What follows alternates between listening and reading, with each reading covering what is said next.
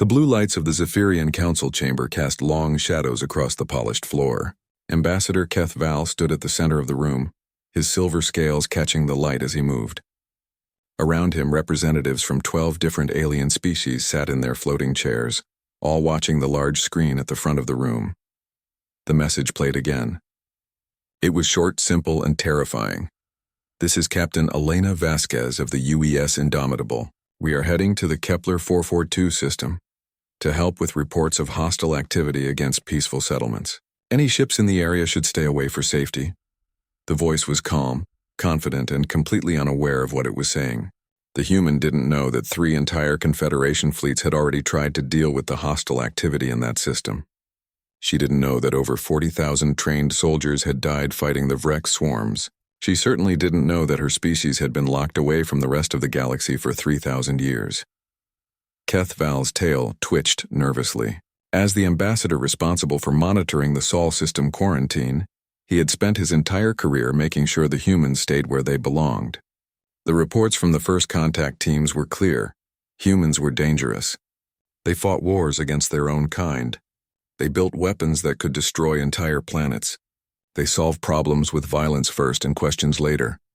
The transmission came from outside our sensor grid, reported Science Officer Thal Moore, a tall gray creature with 6 arms. They must have developed faster than light travel without us knowing. Commander Vex Rin, an insect-like being from the warrior caste, clicked his mandibles together. How is this possible? Our monitoring stations around their system show no sign of advanced technology. They were still using chemical rockets the last time we checked. That was 50 years ago, Keth Val reminded them. We stopped close monitoring when they seemed to be destroying themselves with nuclear weapons. Perhaps we made a mistake. The room fell silent. Everyone knew what this meant. If the humans had broken quarantine, the Confederation faced 2 terrible choices. They could try to stop a species that had never lost a war, or they could let them loose on a galaxy that had known peace for 1,000 years. What do we know about this ship? Asked Council Leader Murthak, her purple skin glowing with stress patterns. Keth Val activated his datapad. The name suggests a military vessel. Indomitable means something that cannot be defeated or broken. The designation UES likely stands for United Earthship, which means they have some kind of planetary government now. And they're heading directly into Vrex space, muttered Commander Vex Rin. Either they're incredibly brave or incredibly stupid. The Vrex had appeared in Confederation space 6 months ago. They came from outside the galaxy. A swarm of insect-like creatures in black ships that seemed to absorb light. They didn't communicate, didn't negotiate, and didn't take prisoners. They simply consumed everything in their path. Planets, ships, even space stations were torn apart and processed into more Vrex vessels. The Confederation military had tried everything. Their most advanced weapons barely scratched Vrex armor. Their fastest ships couldn't outrun Vrex fighters. Their best strategies failed against an enemy that seemed to have no weaknesses and no fear. We have to warn them, said Medical Officer Yalquez, her tentacles writhing with emotion. They don't know what they're flying into. It would be murder to let them continue. Would it? Commander Vex Rin stood up, his 4 legs clicking on the floor. Our own fleets have failed. Maybe it's time to see what the humans can do. You're talking about using them as weapons, Keth Val said quietly. That's exactly what the quarantine was designed to prevent. The debate continued for hours. Some wanted to send a fleet to intercept the human ship and force it back to Earth. Others argued that the Confederation had no right to imprison an entire species. A few suggested that maybe the humans deserved to know what they were facing. Finally, Council Leader Murthak called for silence.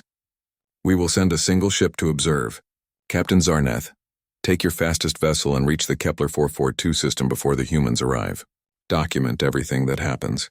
Do not interfere unless absolutely necessary. Captain Zarneth bowed his blue-scaled head. He was young for a fleet commander, but he had fought the Vrex before and survived. His ship, the Morning Star, was one of the few Confederation vessels fast enough to reach the system in time. As the council members filed out of the chamber, Keth Val remained behind. He stared at the frozen image of the transmission on the screen. The human captain looked so young, so confident. She had no idea that she was about to face an enemy that had destroyed everything the galaxy could throw at it. 3,000 years ago, The first Confederation scout ships had reached the Sol system during one of humanity's global wars.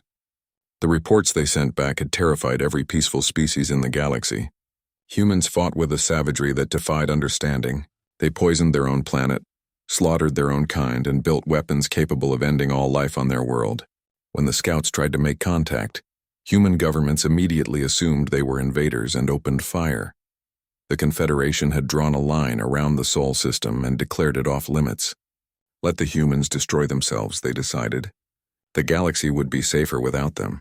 But the humans hadn't destroyed themselves. Somehow they had survived, grown, and now they were coming to help against an enemy the Confederation couldn't defeat. Keth Val wondered if they had made a terrible mistake all those years ago. Maybe the humans weren't the monsters the reports described. Maybe their violent nature was exactly what the galaxy needed now. He thought about the Vrex swarms tearing through Confederation space, consuming everything in their path. He thought about the refugee camps on a dozen worlds, filled with beings who had lost everything to the endless hunger of the alien invasion. Perhaps it was time to find out what humans were really capable of. Perhaps it was time to see if the monsters could save them all. The transmission began to play again, the human captain's voice echoing through the empty chamber. This is Captain Elena Vasquez of the UES Indomitable. We are heading to the Kepler 442 system to help with reports of hostile activity against peaceful settlements. Keth Val turned off the screen and walked toward the door. In a few days, they would have their answer. Either the humans would prove they belonged in the galaxy, or they would become another casualty of the Vrex war machine. Either way, everything was about to change. Captain Zarneth gripped the arms of his command chair as another explosion rocked the Morning Star. Through the main viewing screen, he could see the twisted remains of what had once been the Confederation's Third Fleet. Broken ships drifted in the darkness, their hulls split open like cracked eggs. Some still burned with strange purple fire that couldn't be put out. "How many ships are still fighting?"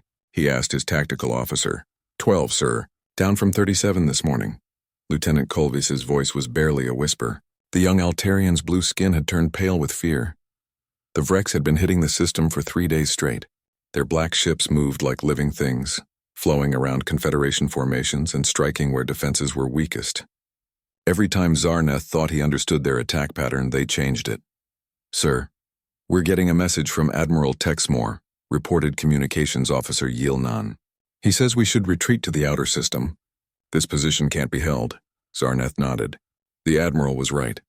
They had lost too many ships, too many good people. It was time to fall back and wait for reinforcements that might never come. "All ships, this is Captain Zarneth. Begin withdrawal to rally point 7. We'll regroup and—" "Sir!" Lieutenant Colvis nearly shouted. "New contact." Large ship dropping out of hyperspace at the edge of the system. On the screen, space seemed to tear open like fabric. Light poured out of the rip, and then something massive pushed through. Zarneth had seen many different types of ships in his 20 years of service, but nothing like this. The human vessel was huge, easily twice the size of his own ship. But where Confederation vessels were built with smooth curves and artistic lines, this thing looked like it was designed by someone who only cared about one thing: killing. It was all angles and armor plates, bristling with weapon mounts and covered in what looked like scorch marks from old battles. "By the ancestors," whispered Lieutenant Colvis. "Look at those power readings. How is something that primitive generating so much energy?" The ship's hull was dark gray metal with no decorative elements at all. Along its sides, Zarneth could see rows of what were clearly missile tubes. The front of the ship looked like it was designed to ram through obstacles. Everything about it screamed danger. "Sir, they're transmitting on all frequencies," reported Yilnan. "The message is repeating in several languages, including ours. Put it on speakers." A new voice filled the bridge. It was female, calm, and completely confident. "This is Captain Elena Vasquez of the UES Indomitable. We received reports of hostile activity in the system. Any friendly vessels, please respond with current tactical information. We are here to help." Zarneth stared at the screen. Help? A single ship was going to help against an enemy that had just destroyed most of the Third Fleet? "Should we respond, sir?" asked Yilnan. Before Zarneth could answer, the tactical display lit up with new contacts. 6 Vrex hunter ships had detected the human vessel and were moving to intercept. The insect-like craft were fast and deadly.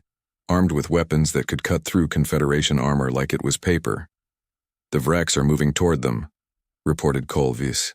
"They don't stand a chance. That human ship is big, but it's all alone." Zarneth watched as the Vrek ships closed the distance. The human vessel seemed to notice them but didn't change course or speed. It just kept flying straight toward the main battle area. "Sir, we have to warn them," said Yilnan. "They don't know what they're facing." "Open a channel," Zarneth ordered. "Human vessel, this is Captain Zarneth of the Confederation Morning Star. You are heading into extreme danger. The Vrex forces in this system have destroyed multiple fleets. You should retreat immediately." The response came back quickly. "Captain Zarneth, this is Captain Vasquez. Thank you for the warning, but we didn't come here to run away. Can you provide target information on the hostile vessels?" Zarneth couldn't believe what he was hearing. The human captain sounded like she was asking for directions to a restaurant, not information about an enemy that had killed thousands of Confederation soldiers. "Captain Vasquez, you don't understand. The Vrex have weapons that can—" "Sir," Lieutenant Kolvis interrupted. "The Vrex ships are firing." On the screen, 6 purple beams lanced out from the Virex hunters toward the human ship. Zarneth had seen those weapons tear through the hull of a Confederation battleship. The Indomitable was about to become space debris, but something impossible happened. Just before the beams reached the human vessel, points of light appeared around its hull. Hundreds of small laser turrets opened fire, creating a wall of energy that intercepted every Vrek shot. The purple beams were absorbed by something that looked like glowing shields. "How are they doing that?" whispered Kolvis. "Our best shields can't stop Vrex weapons." The human ship began to turn toward the Vrex hunters. It moved slowly like a predator that knew its prey had nowhere to run. Along its hull, weapon ports began to open. "All Confederation vessels, this is Captain Vasquez. You might want to move back a bit. We're about to show these bugs how humans deal with uninvited guests. What happened next would be talked about in Confederation military academies for the next 100 years. The Indomitable didn't just fight the Vrek ships. It destroyed them with a level of violence that shocked even experienced soldiers. Missiles poured out of the human vessel like angry insects. But these weren't the guided projectiles that Confederation ships used. These were crude rockets that flew in straight lines and hit with the force of small atomic bombs. The Vrek ships tried to dodge, but there were too many missiles coming from too many directions. At the same time, massive railguns along the human ship's spine began firing metal slugs at incredible speed. The projectiles were simple chunks of metal, but they hit with so much force that they punched completely through Vrek's armor and out the other side. "Primitive technology," muttered Lieutenant Kolvis. "They're using primitive technology to do what our most advanced weapons can't." In less than 3 minutes, all 6 Virex hunters were gone. Not damaged, not disabled, completely destroyed. The human ship hadn't even slowed down. "This is Captain Vasquez to all Confederation vessels. We're moving toward the main engagement area. Please stay clear of our firing lines. We're going to end this." Zarneth watched the human battlecruiser accelerate toward the heart of the Virex formation. The enemy had over 30 ships in that area, including several of their massive hive ships. The Confederation had been fighting them for days without making any real progress. "Sir, should we follow them?" asked Yilnan. "No," Zarneth said quietly. "Let's just watch. I have a feeling we're about to see something that will change everything." The Indomitable moved deeper into the system, its dark hull bristling with weapons and its engines leaving a trail of blue fire. Behind it, the surviving Confederation ships could only stare in amazement. The humans had arrived, and the war was about to become something completely different. Captain Elena Vasquez stood on the bridge of the Indomitable, her hands clasped behind her back as she studied the alien ships on the main screen. She had been in space for 15 years, but this was her first time seeing non-human vessels. They were beautiful in their own way, with flowing lines and smooth curves that looked more like art than military hardware. They also looked like they had been through hell. "Report?" "Mr. Chen," she said to her tactical officer. Lieutenant Commander James Chen looked up from his console. 37 alien vessels, Captain. Various sizes and configurations. I'm reading significant battle damage on most of them. Hull breaches, weapons offline, several ships venting atmosphere. And the hostiles, 43 contacts in the inner system. The aliens weren't kidding when they said these things were dangerous. I've never seen ship designs like that before. Elena nodded. The enemy vessels showed up on sensors as dark shapes that seemed to absorb light. They moved in formations that reminded her of insect swarms, flowing around obstacles and striking from unexpected directions. Captain, called Communications Officer Sarah Martinez. We're receiving a transmission from the alien fleet. They're speaking English, ma'am. Put it through. The main screen flickered and showed a tall humanoid with blue scales and silver clothing. The alien looked tired, and there was something in his eyes that Elena recognized from her own mirror after long battles. Terran vessel, I am Fleet Commander Tsar Neth of the Galactic Confederation. You must leave this system immediately. The Vrex forces here have decimated our fleets. Your primitive technology cannot stand against them. Please withdraw before it's too late. Elena raised an eyebrow. Primitive? She looked around her bridge at the most advanced warship humanity had ever built. Commander, with all due respect, we've been monitoring your engagement patterns for the last hour. You've been fighting these things like it's some kind of honor duel. The alien scales shifted color slightly. I don't understand.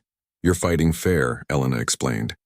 You line up your ships, they line up theirs, and you trade shots until someone breaks. Where I come from, that's not how war works. War isn't about honor or fair play. It's about winning. She turned to her weapons officer.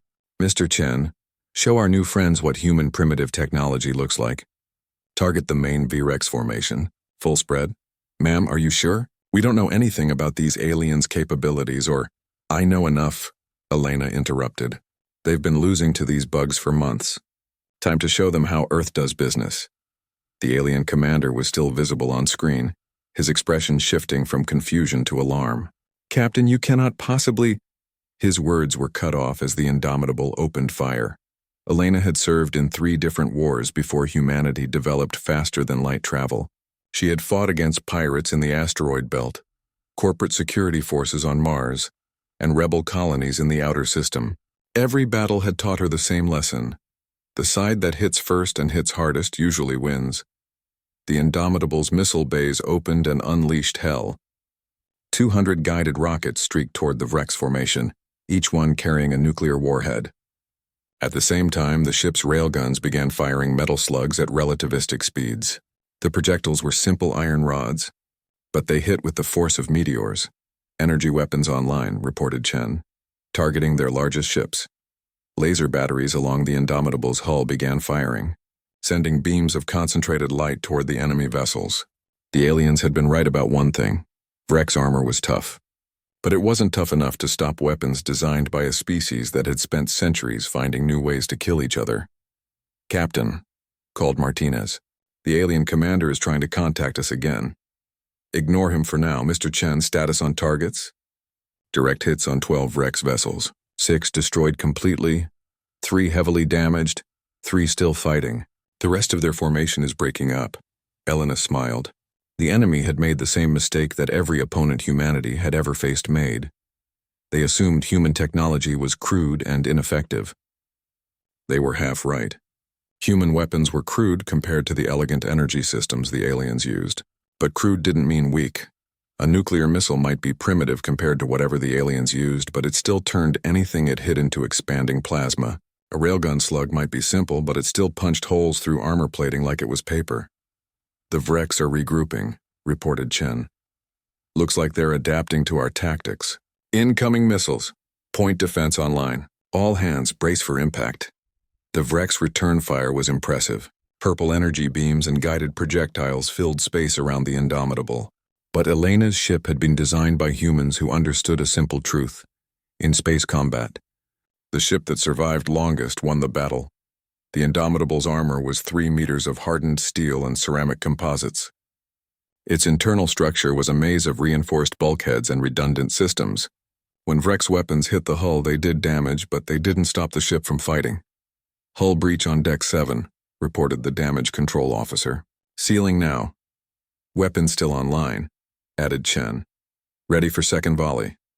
Elena watched as her ship absorbed punishment that would have crippled one of the alien vessels.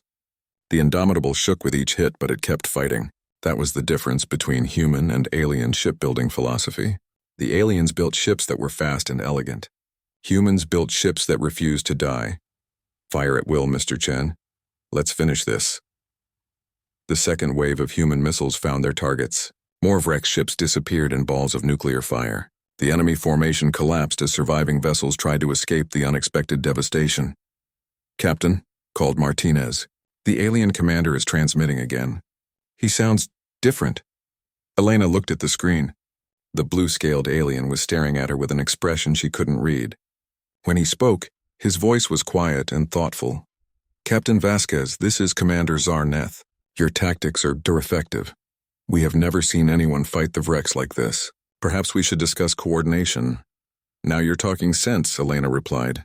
Send us target data on their remaining forces. We'll show you how humans clean house. As the Indomitable moved deeper into the system, Elena reflected on the conversation. The alien had called human technology primitive, and maybe he was right. Human weapons were simple compared to whatever exotic physics the aliens used. But sometimes simple worked better than complicated.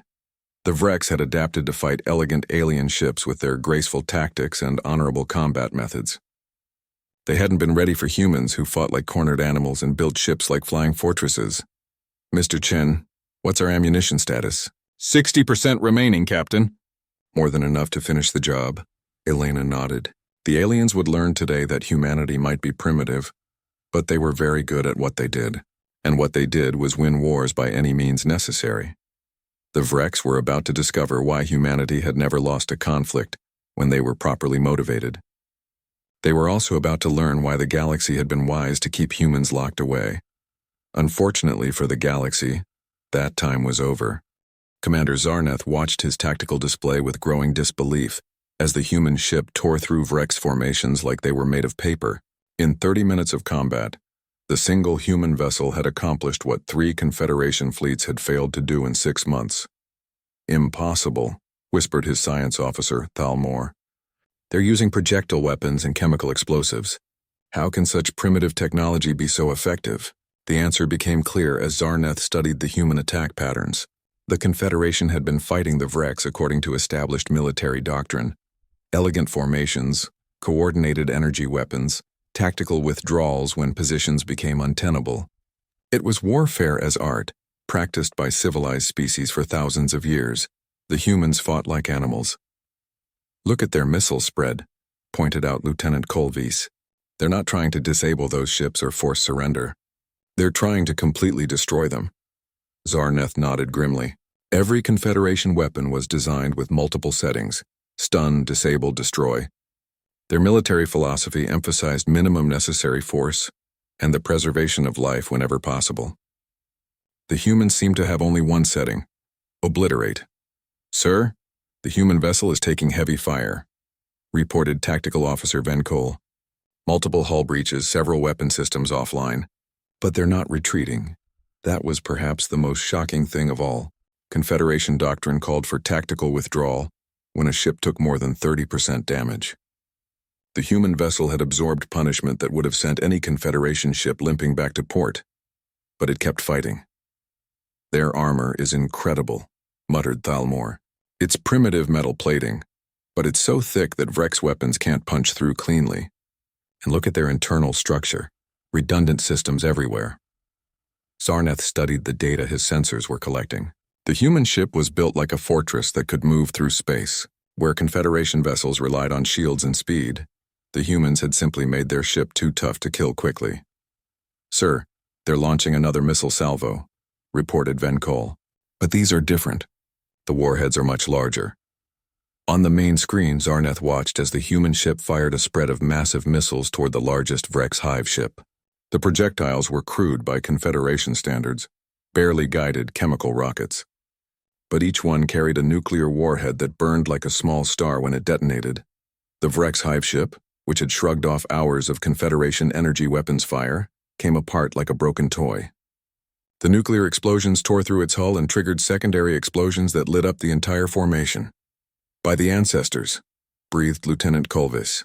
They're using atomic weapons in ship-to-ship combat. That's insane, is it? Zarneth asked quietly. Or is it just effective? The Confederation had banned nuclear weapons in space combat 3,000 years ago, after a war that nearly destroyed 2 entire star systems. Since then, all civilized species had agreed that such weapons were too dangerous for use near inhabited planets or space stations. The humans apparently hadn't gotten that message, or perhaps they simply didn't care. Sir, incoming transmission from the human vessel, announced Communications Officer Yil Nan. Put it through, Captain Vasquez appeared on screen again. Her uniform was torn, and there was blood on her forehead from where she had been thrown against something during the battle, but her eyes were bright with the fierce joy of a predator that had found worthy prey. "Commander Zarneth, we've cleared most of the outer Vrex positions. Our sensors show a large concentration of enemy ships around the third planet. Are there any Confederation forces or civilians in that area?" "No, Captain. We evacuated that system 3 days ago when our defenses collapsed." "Good. We're going to try something that might be a bit dramatic. You might want to pull your ships back to a safe distance." Zarneth felt his scales shift to worried patterns. "Captain, what are you planning?"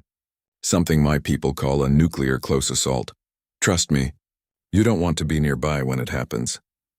The human ship began accelerating toward the inner system, its engines pushing it to speeds that should have torn apart its hull. But somehow the massive vessel held together, flying straight toward the heart of the Vrex fleet like a guided missile. "They're going to ram the enemy formation," said Venkol in amazement. "That's their plan, a suicide attack." But as the Indomitable closed with the Vrex ships, it became clear that ramming wasn't the only thing the humans had in mind.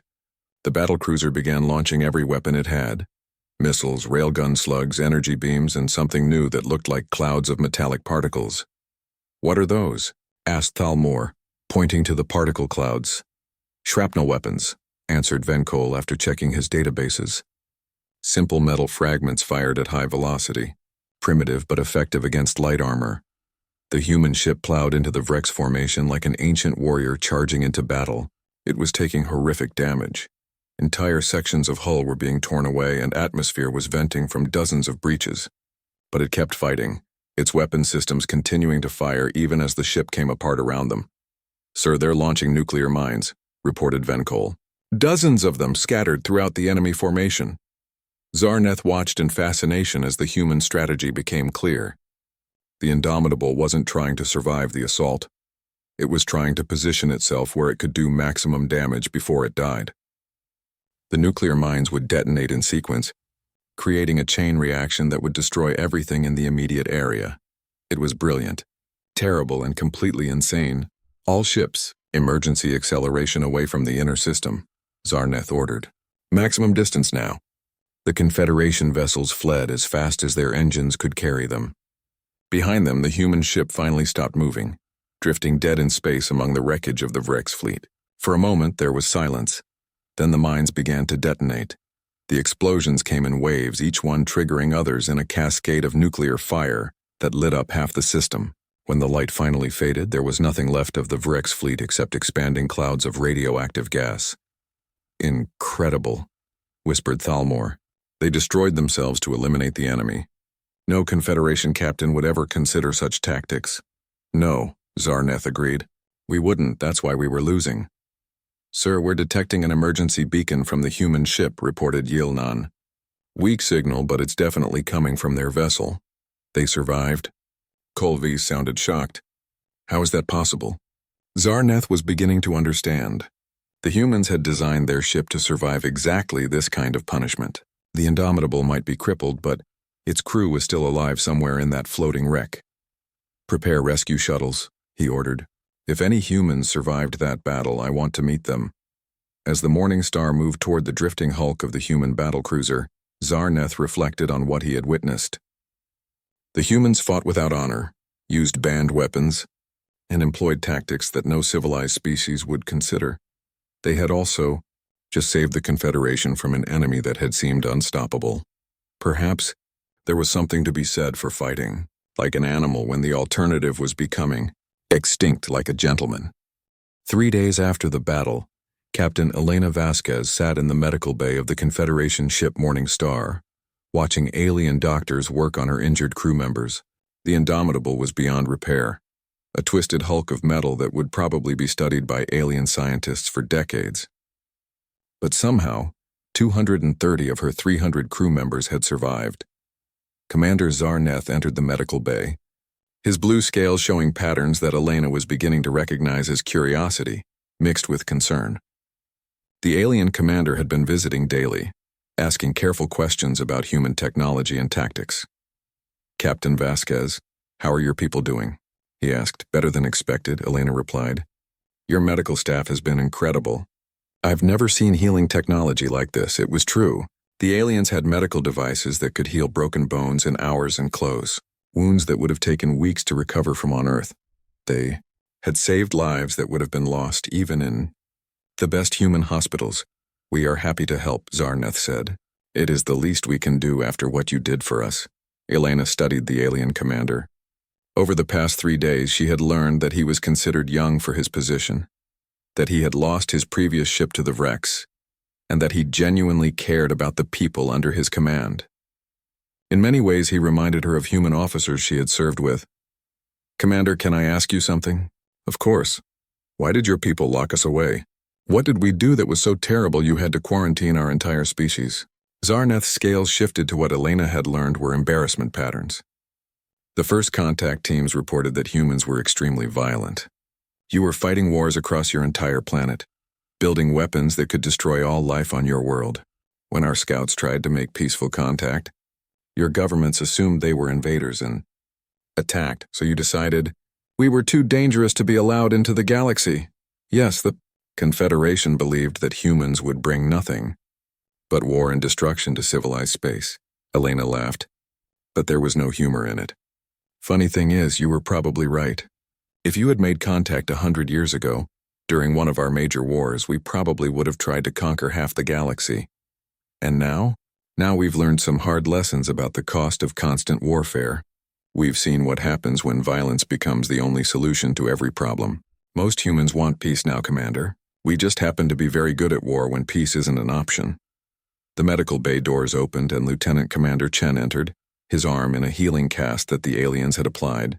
Captain, sorry to interrupt, but we're receiving a priority transmission from Earth. Admiral Morrison wants to speak with you. Elena nodded. She had been expecting this call.